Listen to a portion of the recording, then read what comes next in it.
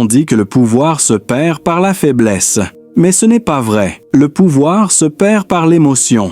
Un éclat, un moment de fierté, une réaction imprudente. Et tout ce qu'un homme a construit peut se transformer en poussière. À cet instant, il ne pense plus. Il ressent. Et l'homme qui ressent peut être contrôlé. Le monde n'a plus besoin de chaînes pour vous asservir. Il lui suffit de vous rendre en colère, jaloux, de vous faire trop tenir à quelque chose. Voilà comment fonctionne le pouvoir moderne, non par la domination, mais par la manipulation. L'esprit le plus fort n'est pas la voix la plus forte, ni le cœur le plus audacieux. C'est celui qui reste immobile pendant que tout le monde brûle. Machiavelli l'a vu bien avant l'ère des algorithmes. Il a observé des souverains perdre des royaumes à cause d'insultes. Il a vu des dirigeants s'effondrer, non par défaite, mais par émotion. Il a compris quelque chose que la plupart des gens ignorent encore. Celui qui contrôle vos émotions vous contrôle. Regardez autour de vous. Chaque titre est un appât. Chaque publication est une provocation. Chaque dispute est un piège tendu pour provoquer votre réaction. Et quand vous mordez à l'hameçon, quand vous répondez avec colère, peur ou indignation, vous n'agissez pas par puissance. Vous manifestez votre propre obéissance. C'est le collier invisible de l'époque moderne. Ni censure, ni violence, l'émotion. Alors la question n'est plus « qui est au contrôle ?» La question est « qui contrôle ce que vous ressentez ?» Parce qu'une fois que vous maîtrisez cela, personne, ni souverain, ni système, ni insulte, ne peut plus jamais vous gouverner. À un moment donné, la faiblesse a commencé à s'appeler authenticité. Les hommes ont confondu honnêteté émotionnelle et exposition émotionnelle, comme si dévoiler chaque sentiment les rendait profonds, comme si la douleur les rendait extraordinaires. La société a récompensé cela. Dis ta vérité, disait-on. Sois vulnérable, disait-on. Mais voici le message caché derrière cet évangile moderne. Sois facile à lire, sois facile à contrôler. L'émotion est devenue une religion, et les hommes adorent son autel sans s'en rendre compte. Parcourez votre fil. Chaque titre, chaque histoire, chaque influenceur prêche le même sermon. Ressens plus? Ressens l'indignation. Ressens l'empathie. Ressens la tristesse. Ressens la connexion. Le système ne veut pas que vous pensiez. Il veut que vous réagissiez.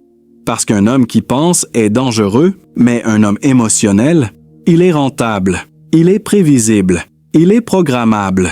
Le monde moderne a appris ce que les princes de la Renaissance savaient déjà. L'émotion est le moyen le plus facile de gouverner les masses. Vous n'avez pas besoin d'une armée pour contrôler un homme. Il vous suffit de sa colère. Vous n'avez pas besoin d'une cage. Il vous suffit de sa culpabilité. Et si vous le rendez fier de ses émotions, si vous lui faites croire qu'elles le définissent, il ne remettra jamais en question le collier autour de son cou. Machiavelli l'avait compris il y a des siècles, lorsqu'il écrivait sur le pouvoir de l'illusion. Il disait que les hommes sont plus sensibles aux apparences qu'à la vérité. Autrement dit, ils n'ont pas besoin de faits, ils ont besoin de sentiments. Vous n'avez pas à les convaincre par la logique, seulement par l'émotion. Celui qui façonne ce qu'il ressente contrôle ce qu'il croit. Regardez attentivement le monde qui vous entoure. Vous n'êtes pas informé, vous êtes conditionné émotionnellement. Chaque information de dernière minute est un appât. Chaque controverse est un hameçon. Chaque algorithme sait exactement quelle indignation vous servir ensuite. Pas pour vous instruire, mais pour capturer votre attention. Et le prix de cette attention, c'est votre concentration, votre maîtrise de soi, votre pouvoir. La plupart des hommes sont des pions dans cette économie émotionnelle. Ils confondent volatilité et profondeur, sensibilité et force. Mais en réalité, cela signifie simplement qu'ils ont échangé leur souveraineté contre de la sympathie. On vous a dit que l'émotion vous rendait humain, mais la vérité, c'est qu'elle vous rend prévisible. Dans un monde bâti sur la manipulation, la prévisibilité est le premier pas vers la défaite. Le pouvoir ne vient pas de l'expression de chaque émotion que vous ressentez. Il vient de la compréhension de chaque émotion qui tente de vous contrôler et du choix du silence à la place. Si vous voulez vous élever au-dessus du bruit, Commencez ici. Arrêtez de réagir. Arrêtez de jouer un rôle. Arrêtez de confondre le ressenti et la réflexion. Le monde vénère l'émotion parce que les hommes émotionnels en sont esclaves. Vous ne le serez pas. Ensuite, nous allons analyser la mécanique derrière cela, la biologie du contrôle, et révéler pourquoi votre propre corps est le premier ennemi que vous devez conquérir. Votre plus grand ennemi vit à l'intérieur de votre peau. Ce n'est pas l'homme qui se moque de vous. Ce n'est pas le monde qui vous résiste. C'est le câblage ancien dans votre cerveau, celui qui réagit avant de penser. Chaque émotion que vous ressentez, peur, colère, honte, désir, a été conçue pour un monde différent. Un monde de prédateurs, de nuits froides et de survie. À l'époque, réagir vite vous gardait en vie, mais maintenant, réagir vite vous fait manipuler. Votre biologie ne comprend pas les jeux de pouvoir modernes. Elle ne comprend que la survie. Alors, quand vous vous sentez menacé, même par des mots, un rejet ou un échec, votre corps se remplit des mêmes produits chimiques qu'autrefois pour échapper au lion. Cortisol, adrénaline, la tempête du combat ou fuite. Vous serrez la mâchoire, votre pouls s'accélère, votre vision se rétrécit, et tandis que votre corps se prépare au combat, votre jugement disparaît. C'est sur cela que comptent les manipulateurs. Ils n'ont pas besoin de vous dominer physiquement. Ils doivent juste vous rendre émotionnel, déclencher le bon cocktail hormonal et vous vous détruirez pour eux. Vous direz quelque chose d'imprudent, révélerez quelque chose de personnel, signerez un contrat que vous ne devriez pas, vous excuserez alors que vous n'aviez pas tort. Tout maître manipulateur sait ceci, contrôler l'émotion, contrôler l'homme. Machiavelli a mis en garde les souverains contre ce phénomène exact. Il disait « Un homme qui ne peut pas maîtriser sa nature sera maîtrisé par elle ». Il comprenait que le champ de bataille n'est pas à l'extérieur, il est intérieur. Si votre biologie dicte votre comportement, vous n'êtes pas un stratège, vous êtes une marionnette. Réfléchissez à la manière dont l'émotion prend le contrôle du pouvoir. La peur vous fait hésiter, la colère vous rend impulsif, l'amour vous rend aveugle. La culpabilité vous rend obéissant et la fierté vous rend imprudent. Chaque émotion est une corde que quelqu'un de plus malin attend de tirer. C'est pourquoi la froideur n'est pas de la cruauté, c'est de la calibration. C'est l'art de marquer une pause entre l'impulsion et l'action. C'est dire « je ressens ceci », puis se demander « qui en bénéficie si je le montre ?» Cette seule question sépare le souverain des gouvernés. Les psychologues confirment aujourd'hui ce que Machiavelli pratiquait déjà. L'esprit humain possède deux systèmes. L'un est rapide, émotionnel, réactif, l'animal. L'autre est lent, rationnel, calculateur, le stratège. La plupart des gens vivent et meurent dans le premier, mais ceux qui s'élèvent, les dirigeants, les tacticiens, les rois, opèrent depuis le second. Ils savent que l'émotion frappera toujours à la porte, mais ils ne la laissent jamais prendre le volant. Voici le secret. L'émotion est de l'énergie, mais une énergie brute sans direction devient chaos. Vous ne pouvez pas effacer vos instincts. Vous devez les transformer en armes. La colère devient discipline. La peur devient vigilance. Le désir devient moteur. Chaque émotion possède une forme supérieure. Les faibles se noient dans le loin dans leurs sentiments. Les forts les transforment en stratégie. La prochaine fois que vous vous sentez provoqué, quelqu'un vous manque de respect, quelqu'un vous teste. Souvenez-vous, cette montée d'émotion n'est pas du pouvoir, c'est un tour chimique. Votre adversaire n'a pas besoin de vous frapper, il lui suffit de vous faire vous frapper vous-même. Lorsque vous contrôlez votre biologie, vous cessez d'être humain dans le sens ordinaire. Vous devenez quelque chose de plus rare. Un homme capable de rester immobile tandis que les autres tremblent. Un homme capable de penser quand tous les autres réagissent. Un homme qui n'est plus gouverné par la nature, mais par la conception. Et c'est là que commence la véritable domination.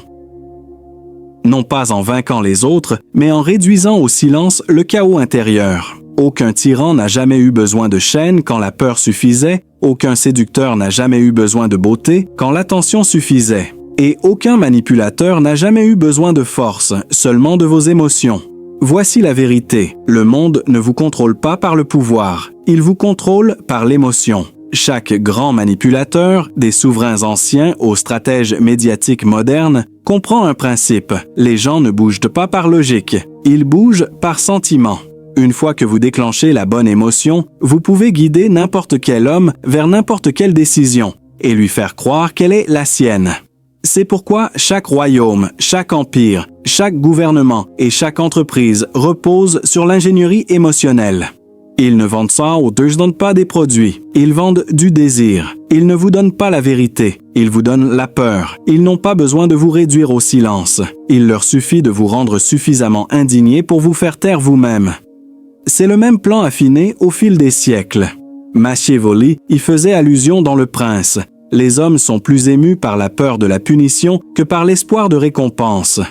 La société moderne l'a perfectionné. Chaque titre, chaque tendance, chaque guerre idéologique que vous voyez en ligne est alimentée par les mêmes vieux instincts, peur, envie, fierté, appartenance. Regardez comment le jeu se joue. Ils utilisent la peur pour vous rendre obéissant. Ils utilisent l'indignation pour vous distraire. Ils utilisent la culpabilité pour vous rendre docile. Et ils utilisent l'espoir, le poison le plus doux de tous, pour vous faire revenir encore et encore. Une fois que l'émotion prend le dessus, la logique s'éteint. C'est exactement à ce moment qu'il gagne. Vous pensez agir par conviction, mais vous êtes simplement guidé. Vous pensez lutter pour la justice, mais vous alimentez leur algorithme. Vous pensez vous rebeller, mais votre rébellion a été prédite, modélisée et monétisée. C'est pourquoi l'homme calme terrifie les manipulateurs. Il ne leur donne aucun point d'entrée. Il lance la peur, il ne fléchit pas. Ils offrent la tentation, il n'y cède pas. Ils insultent, il ne réagit pas. Et soudain, le jeu se brise. Le silence n'est pas passif dans ce monde. C'est de la résistance, parce que le silence tue la source de pouvoir du manipulateur, votre réaction. Regardez de près la politique, les relations, les médias, même les amitiés. Les schémas sont les mêmes. Chaque manipulateur étudie la même cible. Votre carte des déclencheurs émotionnels. Qu'est-ce qui vous fait vous sentir petit? Qu'est-ce qui vous fait vous sentir vu? Qu'est-ce qui vous met en colère au point d'oublier la raison? Et une fois qu'ils l'ont trouvé, ils n'ont plus besoin de discuter avec vous. Ils doivent juste appuyer sur le bon bouton. C'est pourquoi le détachement n'est pas de l'apathie, c'est une armure. Cela ne signifie pas que vous arrêtez de vous soucier. Cela signifie que vous cessez de saigner chaque fois que quelqu'un touche votre ego. La plus grande peur du manipulateur n'est pas l'exposition, c'est l'indifférence, parce que lorsque vous ne réagissez plus, vous n'êtes plus contrôlé. Lorsque vous cessez de réagir, ils perdent l'accès à votre esprit. Vous ne pouvez pas surpasser un manipulateur en parlant, vous ne pouvez pas le surpasser en ressentant. Ils vivent sur ce champ de bataille, mais vous pouvez les surpasser en patience, en observation, en silence. L'émotion est leur langage. Le calme est votre arme. Lorsque vous apprenez à parler moins, à marquer des pauses plus longues et à agir uniquement avec intention, les manipulateurs s'effacent parce que leur pouvoir dépend de votre participation. Ils vous traiteront de froid, ils vous traiteront de distant, ils diront que vous avez changé, et ils auront raison. Parce qu'au moment où vous cessez de réagir à leur monde, vous commencez à construire le vôtre. Le détachement n'est pas inné, il se construit. Ce n'est pas un interrupteur que l'on active. C'est un muscle que l'on forge par la répétition, la retenue et le silence. La plupart des hommes essaient d'être calmes, seulement lorsque la tempête arrive. C'est pourquoi ils échouent. Le moment d'entraîner le détachement n'est pas dans le chaos, mais dans la paix. Vous pratiquez quand personne ne vous teste, afin que lorsque quelqu'un le fasse, vous ne fléchissiez pas. Voici la vérité que la plupart des gens refusent de voir. Vous ne pouvez pas détruire l'émotion. Vous ne pouvez que reprogrammer votre réponse face à elle. L'émotion elle-même est neutre, c'est de l'information. C'est un signal du corps indiquant que quelque chose compte. L'erreur est de croire que parce que quelque chose compte, vous devez réagir. Le détachement rompt ce lien. Il crée l'espace entre le stimulus et la réponse. Et dans cet espace, un homme devient dangereux. Machiavelli appellerait cela l'art de gouverner, parce que chaque homme est son propre royaume, et la première rébellion à écraser est à l'intérieur de soi. Il a écrit qu'un souverain doit apprendre à ne pas être bon, c'est-à-dire qu'il doit apprendre à agir contre ses instincts lorsque la raison l'exige. C'est ça le détachement, la capacité d'agir non par émotion, mais par calcul. Alors, comment s'entraîne-t-on? Commencez par l'observation. Observez-vous. Lorsque l'émotion surgit, ne la résistez pas. Analysez-la. Quand la colère apparaît, demandez-vous « Que suis-je en train de protéger exactement ?» Quand la peur arrive, demandez-vous Quelle histoire me raconte-je sur la perte? Quand l'orgueil brûle, demandez-vous, quelle faiblesse a-t-il révélé? Chaque fois que vous questionnez une émotion, elle perd de son emprise. Vous l'avez tirée du corps vers l'esprit, de l'impulsion vers la conscience. Puis vient la retenue. Chaque émotion cherche une sortie. Un mot, un geste, une action. Refusez-la une fois, puis encore, et vous sentirez la tension dans votre poitrine.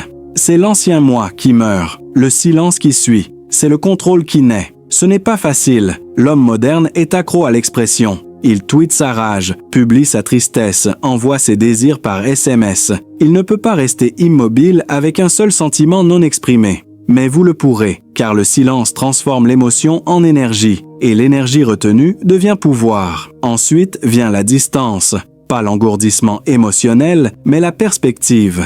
Les stoïciens l'appelaient la vue d'en haut. Imaginez votre colère comme une tempête à des kilomètres de vous. Vous voyez les éclairs, vous entendez le tonnerre, mais vous n'y êtes plus plongé. C'est ça, le détachement. C'est le passage mental de « je suis en colère » à « je ressens de la colère », de « j'ai peur » à « je remarque la peur ». La première formulation fait de vous un esclave. La seconde fait de vous un souverain. Même la science le confirme. Les neuroscientifiques ont découvert que nommer les émotions, dire littéralement « je ressens de la colère » au lieu de « je suis en colère », diminue l'activité de l'amygdale, le centre émotionnel du cerveau. Machiavelli n'avait pas d'IRM fonctionnel, mais il le savait intuitivement. Il comprenait que l'esprit, lorsqu'il est entraîné, peut transformer le chaos du corps en ordre. Et enfin, pratiquer le silence.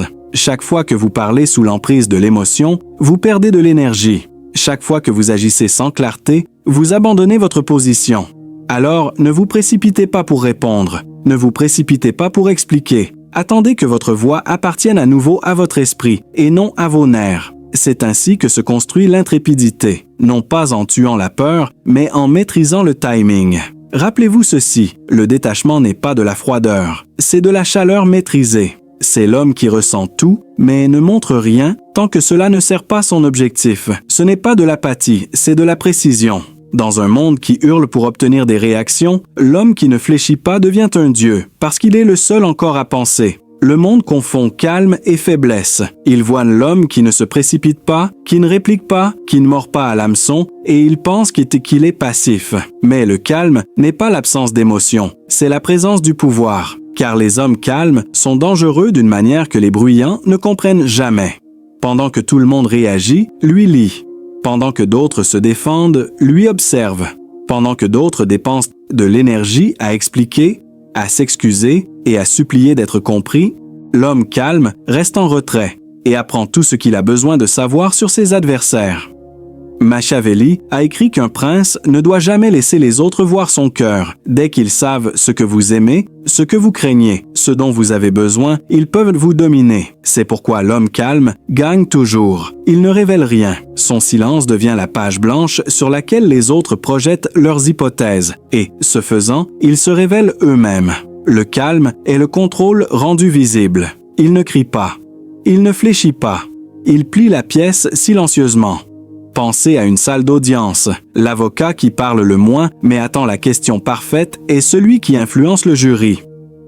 Pensez à un général en plein chaos, fumée, feu, bruit, et pourtant ses mains ne tremblent pas.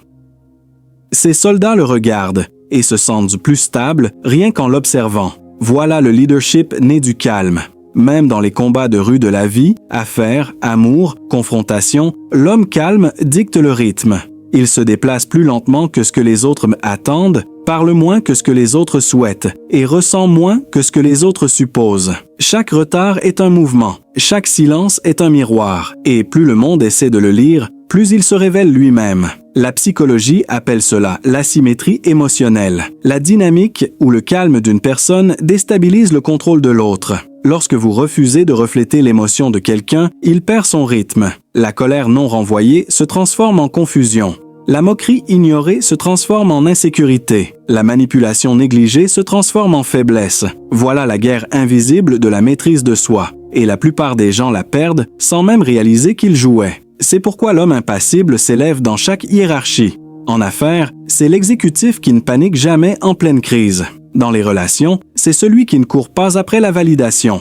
En négociation, c'est celui qui ne révèle jamais son désespoir. Il gagne non pas en parlant plus ou en combattant mieux, mais endure plus longtemps. Il y a une certaine gravité en lui, une sensation que rien d'extérieur ne peut le bouger. Les gens respectent cela, même s'ils ne savent non pas pourquoi. Ce n'est pas du charisme, c'est de la maîtrise de soi. Le charisme attire, la maîtrise de soi commande. Mais voici le paradoxe. L'homme impassible ressent encore profondément. Il canalise simplement l'émotion différemment. La peur devient concentration. La douleur devient carburant. L'amour devient patience. Il ne tue pas l'émotion, il la raffine. Quand les autres cherchent le drame, lui cherche le silence. Quand les autres explosent, il inspire. Quand les autres réagissent, il calcule. Il vit dans le décalage, dans la demi-seconde entre l'impulsion et l'action. Et c'est là que tout le pouvoir se cache. L'homme calme gagne parce qu'il ne joue jamais le jeu émotionnel que les autres attendent. Vous ne pouvez pas le piéger, vous ne pouvez pas le précipiter et vous ne pouvez pas le lire. Il opère sur une fréquence différente, une fréquence qui transforme le chaos en clarté. Et pendant que les autres essaient encore de le faire réagir, il a déjà choisi son mouvement.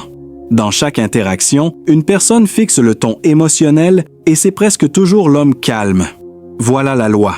L'homme le plus maître de lui-même dans la pièce décide des règles de l'affrontement. Et une fois que vous comprenez cela, vous cessez d'essayer de dominer les autres. Vous cessez simplement d'être dominé. Alors, la prochaine fois que quelqu'un essaie de vous provoquer, ne luttez pas contre l'envie de réagir. Observez-la. Souriez légèrement. Parlez moins. Déplacez-vous plus lentement. Parce que l'homme qui agit en dernier agit le mieux. Voilà l'avantage de l'impassibilité. Le pouvoir de faire se révéler les autres tout en restant indéchiffrable, la force d'agir quand l'émotion vous aurait rendu faible, et la confiance silencieuse qui fait taire la pièce la plus bruyante. L'émotion n'est pas votre ennemi, c'est une donnée brute. Le problème, c'est que la plupart des hommes n'apprennent jamais à la lire. Ils se laissent guider, s'écrasent, puis accusent le monde pour les dégâts. Mais l'émotion, une fois maîtrisée, est le système de navigation le plus précis qu'un stratège puisse avoir. Machiavelli n'a jamais dit d'éliminer l'émotion. Il a dit de la gouverner. Il comprenait que le dirigeant qui ne ressent rien devient cruel, mais que celui qui ressent trop devient faible. L'art réside dans le juste milieu.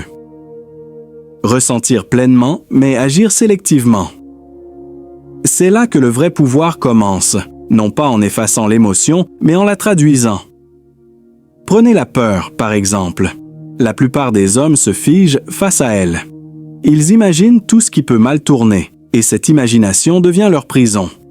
Mais pour un stratège, la peur est de la reconnaissance. Elle révèle vos faiblesses. Elle vous montre ce que vous valorisez le plus. Lorsque vous restez avec la peur sans fuir, elle se transforme en clarté. Vous commencez à voir ce qui doit être renforcé, ce qui doit être affronté et ce qui doit être abandonné. Ou prenez la colère. Non contrôlée, c'est un feu qui brûle votre crédibilité, mais dirigée, c'est de la propulsion. Lorsqu'elle passe à travers la discipline, la colère devient momentum. Elle devient carburant pour la précision plutôt que pour le chaos. C'est ce que Napoléon voulait dire quand il a dit « Le plus grand général est celui qui peut transformer ses passions en calcul. » Même l'amour, l'émotion que la plupart des hommes considèrent comme une faiblesse, peut être utilisée comme arme grâce à la discipline, parce que l'amour dans sa forme pure et concentration, c'est de la dévotion.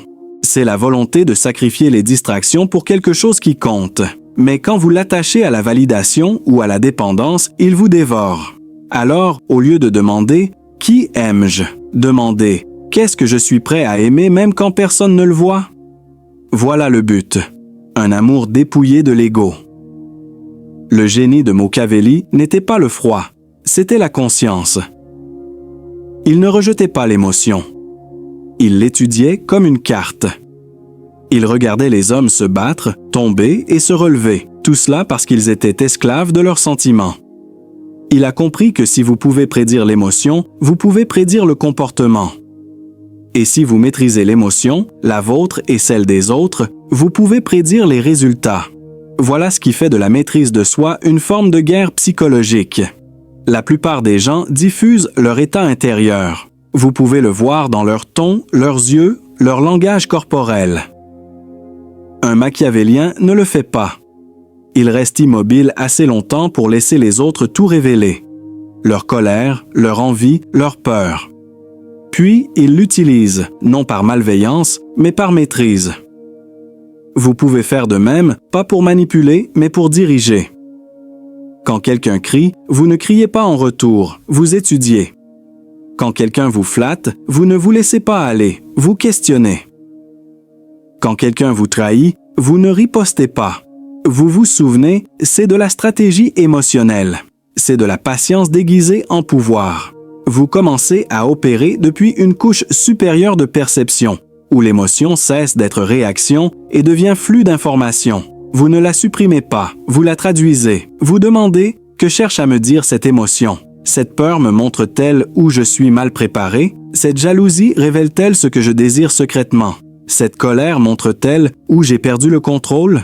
Chaque sentiment devient un chiffre, un indice pointant vers la vérité. Et une fois que vous comprenez cela, l'émotion cesse de vous dominer. Elle commence à vous servir. Vous verrez pourquoi la plupart des gens vivent des vies prévisibles, parce que leurs sentiments sont prévisibles. Provoquez-les par la peur, ils se cachent. Nourrissez-les par la fierté, ils courent après. Insultez-les, ils explosent. Félicitez-les, ils obéissent. Mais lorsque vous maîtrisez la traduction émotionnelle, plus personne ne peut vous manipuler à nouveau. Vous pouvez traverser manipulation, chaos et tentation intactes. Chaque sentiment, chaque montée de chaleur, chaque tiraillement dans le ventre devient un autre signal que vous avez déjà appris à lire. C'est ce que Machiavelli voulait dire lorsqu'il a écrit « Celui qui contrôle les autres peut être puissant, mais celui qui sait maîtriser est encore plus fort. » L'émotion n'est pas un piège une fois que vous cessez de la confondre avec la vérité. C'est une boussole, mais seulement entre les mains de celui qui sait la lire. Le monde brûle de plus en plus fort chaque année. Chaque gros titre hurle pour obtenir votre réaction. Chaque plateforme monétise votre indignation. Chaque interaction teste votre maîtrise. La société moderne récompense l'impulsif. Mais l'histoire se souvient du stoïque. Rester froid dans un monde en flammes n'est pas de l'apathie, c'est de la maîtrise. C'est la capacité de rester immobile alors que tous les autres sont esclaves du bruit. Et c'est là que réside le vrai pouvoir, non pas dans la domination, mais dans la discipline. Machiavelli l'a compris bien avant que l'on parle de maîtrise de soi. Il écrivait à une époque de sang, de trahison et de loyauté changeante, où une seule mauvaise émotion pouvait vous coûter la vie. Un prince qui réagit sous l'emprise de la colère mènerait la mauvaise guerre. Un prince qui agit sous la culpabilité ferait confiance aux mauvais alliés. Il a donc appris à tout ressentir et à ne rien montrer. Voilà le prince stoïque, l'archétype de la maîtrise de soi sous le feu. Vous pouvez observer le même schéma à travers l'histoire. Marc Aurèle dirigeait un empire en déclin, et pourtant il écrivait calmement dans son journal « Si c'est supportable, endure-le ». Churchill, pendant les bombardements, cigare à la main, disait « La peur est une réaction, le courage est une décision ». Même dans la vie moderne, les hommes qui réussissent, PDG, stratèges, généraux, sont ceux qui ne perdent jamais leur calme intérieur. Parce que lorsque le monde perd la tête, les gens suivent celui qui ne l'a pas perdu. Alors, comment construire ce genre de calme? En vous entraînant au chaos, en vous mettant en friction, pas dans le confort, en vous exposant à la pression jusqu'à ce qu'elle ne vous choque plus. Le silence devient votre arme. La routine devient votre armure. La perspective devient votre forteresse, car l'homme qui n'a pas besoin de paix pour rester calme porte la paix partout avec lui. C'est ainsi que vous devenez intouchable à l'ère moderne.